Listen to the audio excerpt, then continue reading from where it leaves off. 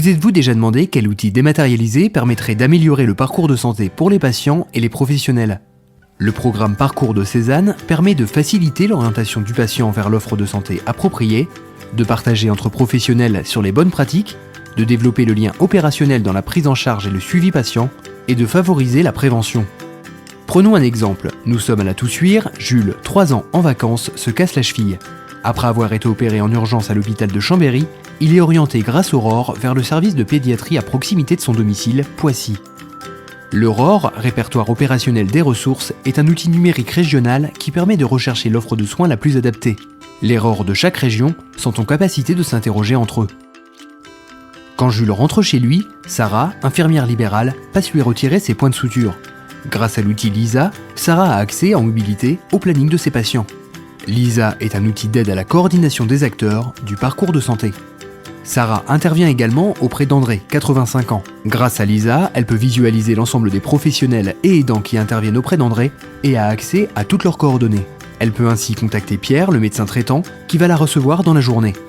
Notre patiente est donc reçue par Pierre. Comme elle présente des troubles cognitifs, il décide de lui ouvrir un plan personnalisé de santé. Cet outil permet d'identifier les problématiques médicales et sociales du patient et de définir le plan d'action à mettre en œuvre pour l'accompagner.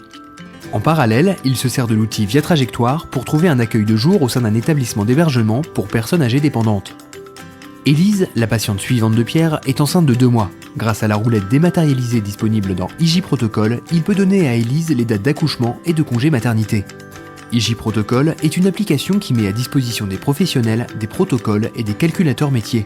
Pour l'échographie morphologique du second trimestre de grossesse, Élise cherche un centre d'échographie à proximité de son lieu de travail grâce à l'outil SRISGP. SRISGP, Service Régional d'Information Santé Grand Public, est un moteur de recherche intelligent et personnalisé permettant au grand public d'accéder à des informations fiables et institutionnelles sur les pathologies, les traitements, la prévention et de trouver facilement les professionnels ou établissements dans son environnement.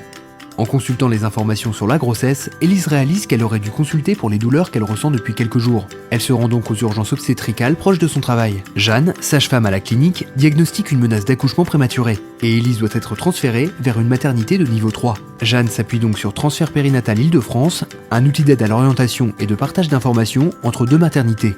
Élise accouche finalement prématurément, son enfant sera donc inclus via SEV pour recevoir un suivi adapté. SEV est un parcours régional partagé permettant de suivre le parcours de santé d'un enfant vulnérable jusqu'à 7 ans.